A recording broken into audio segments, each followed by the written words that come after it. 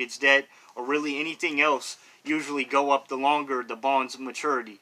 The logic is simple. If you borrow money from your bank and promise to pay it back the next day, you'll get a lower interest rate than if you keep the same money tied up for 30 years. It's a less risky proposition to lend money or on a shorter time horizons than for longer ones. The yield curve refers to a graph of these interest rates, like in figure 6.1, showing the yield curve for government debt in the early 2014.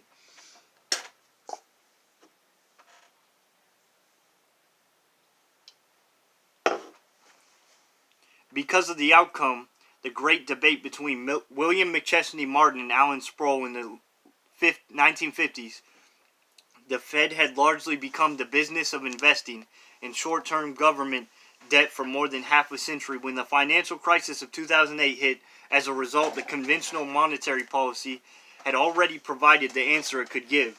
The Fed had already dropped the near end of the yield curve as low as it could go. The new question was what to do with the rest. If the far end of the yield curve stays high, then individuals and firms are less likely to borrow money and expand their investments in themselves, their homes, their business, in a word, their economy. Explain it in one word. It's a lot of meaning. Alright, Chapter 6, page 142, The Power and Independence of the Federal Reserve. The Fed then turned toward targeting the far end of the yield curve to flatten it. Here is the unconventional monetary policy comes into play. Early in the 2008 financial crisis, the Fed targeted interest rates toward the right on the yield curve, not just of government debt, but of all kinds of debt, including bank debt and mortgage-backed securities. In the recent history of the Federal Reserve, since roughly the 1920s, this represents a dramatic change in the practice of monetary policy. In March 2009, it held almost $2 trillion worth of such debt. This period is unconventional asset purchases became known retrospectively as QE1, quotes, meaning the first round of quantitative easing. When, in the Fed's view, wasn't enough to revive the economy, it started buying up that long-term governmental debt, then to bring it down with those interest rates. Again, the Fed had significant experience with this kind of government debt purchasing back in the 1950s, but it had a long lain dormant. The crisis brought back the kinds of purchases in what would come to be known as the second round of quantitative easing, or QE2. That one's not in quotes. Writer's choice. But those efforts too proved insufficient. While these actions succeeded in flattening the yield curve of governmental debt, the yields on no longer security long term outside the governmental debt context remained stubbornly high. This resilience meant, from the Fed's perspective, that not enough borrowing and lending was taking place to push the economy to employment and inflation, levels that the Fed wanted to see. The idea is to get the cash into the economy as fast as the central bank can. In one speech in 2002, Bernanke, then a member of the Fed's board of governors but not the chair, alluded to a helicopter drop of cash on the general public as a way of getting the growth and inflation back to desirable levels. In light of subsequent events with this predicament or precedent in mind, his critics have sometimes called him Helicopter Ben. Ultimately, the Fed decided to focus not just on buying government debt, but on buying specific kinds of mortgage-backed securities starting at $40 billion per month, eventually going up to $85 billion per month.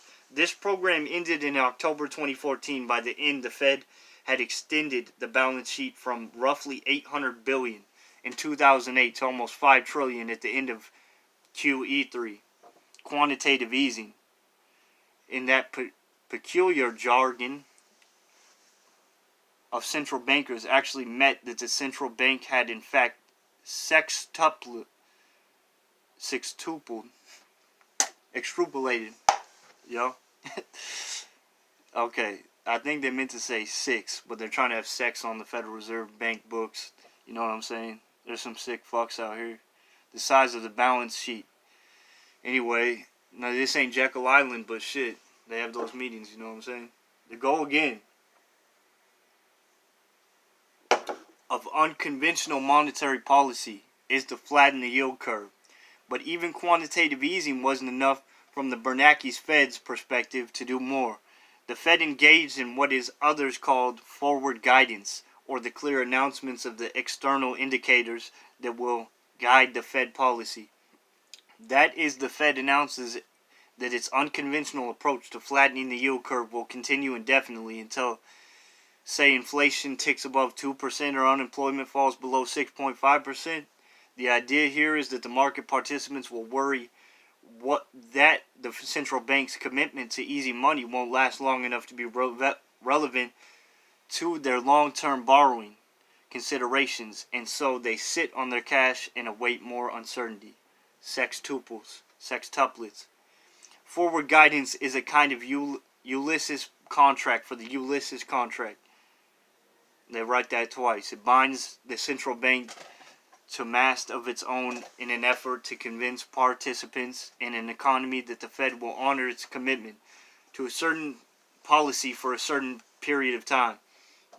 As Krugman described it in his 1998 paper on liquidity traps, originally a liquidity trap fundamentally involves a credibility problem, but it is inverse of the usual one, in which central bankers have difficulty convincing private agents of their commitment to price stability. Instead, the problem in a liquidity trap is that the markets believe that the central bank will target price stability, given the chance, and hence that any current monetary expansion is merely transitory.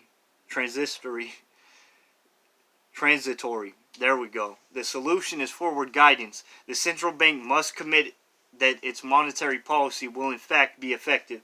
If the central bank can credibly promise to be irresponsible to seek a higher future price level, these different approaches to staving of the devastation of expected deflation have been controversial in politically and to lesser extent among academic economists. Around the time the Fed announced the second round of quantitative easing, a Fed critic took to YouTube and created an animated short of little forest creatures of uncertain species to discuss the Fed and its bold chair. Damn. Chapter 6, page 144. Mammal 1. These are the creatures. Who runs the Fed? Mammal 2. The Fed is run by Ben Bernanke. Sick to great effect. In quotes. Mammal 1. Does the Ben Bernanke have lots of business experience? Question. Mammal 2. No, the Ben Bernanke has no business experience. Mammal 1. Does the Ben Bernanke have a lot of policy experience? Mammal 2. No, the Ben Bernanke has no policy experience. Mammal 1. Has the Ben Bernanke ever run in an election? Question. Alarm at 8 o'clock. Mammal 2. No, the Ben Bernanke has never run in an election. Mammal 1. So what qualifies him to run the Fed? Mammal 2. I don't know. Maybe the fact he has a nice beard. Mammal 1. But the plumber also has a nice beard, and I would not trust him to play God with the economy. Damn. I believe. The dialogue, much better watched than read, is factually inaccurate. Ben Bernanke and significant policy experience as a chair of George W. Bush's Council of Economic Advisors, and as a former member of the Board of Governors, was in fact elected to school the board of Montgomery Township, New Jersey. But the idea that the Fed chair plays God with the economy was a widely shared one. Politically unconventional monetary policy, together with the emergency lending during the heights of the crisis, put the Fed in crosshairs of conservatives and politicians. Rick Perry, the Republican governor of Texas and a presidential candidate in 2012, made a point to hint at violence against Bernanke. I don't know how to pronounce his name. Anyone? Let's go with Bernanke. Okay, because of quantitative easing, printing more money to play politics at this particular time in American history is almost treasonous. He said, I don't know what y'all would do to him in Iowa, but he would treat him pretty ugly down in Texas. Other politicians had similar reactions, expressed in less personally threatening terms. In fact, the Tea Party movement of the 21st century was born in reaction to the idea of further bailouts, albeit the Treasury to homeowners rather than the Fed to the banks, and of course Occupy Wall Street was targeted directly at the accumulation of power in banking and perception that the power controlled our public institutions as well. Some academics on the right have also criticized the Fed's experimentation with various unconventional policies. A group of mostly Republican economists and political strategists wrote a letter denouncing quantitative easing and the Fed's other experiments in 2010, arguing that the planned assessed purchases risk currency debasement and inflation, and we do not think they will achieve the Fed's objective of promoting employment. Alan Meltzer, an economist, Fed historian, and monetarist, at his consistently criticized and programmed at the beginning, calling it quantitative quicksand, and indicative of the fact that Mr. Bernanke, the Fed, has sacrificed his independence. This common critique is the experimentation is going to send inflation eventually skyrocketing. The critiques begin to tandem. With unconventional monetary policy, inflation has not taken off in the 6 years following the critique, a point that defenders of Bernanke Fed have made repeatedly. The 6 years evidence against the theory had made critics rethink their views. This insists that the inflationary consequences of quantitative easing are yet to come. The Fed still has a $4.6 trillion balance sheet that will have to manage its return to conventional monetary policy. Whether they are correct or Bernanke Fed was correct still awaits resolution. Ulysses and the unconventional monetary policy. The kind of political backlash that academic disputes about the value of unconventional monetary policies cannot fit within the Ulysses Punchbowl view of the Fed independence. Page 146. The Ulysses Punchbowl of Fed independence. Populists and politicians aren't supposed to prefer tighter money than the central banker. The sirens are not supposed to wreck the ship of the economy on the shoals of deflation. Of course, the Ulysses Punchbowl view of the Fed independence have never been exactly correct. The presumption that there is uniform preference for looser monetary policy on behalf of society isn't at all consistent with the historical record. Take one example. Most historians associate the fight over the currency in the late 19th century as indicative of the battle lines drawn precisely according to debtors in favor of soft money, or an expanded monetary base, and creditors in favor of hard money, or a narrow monetary base.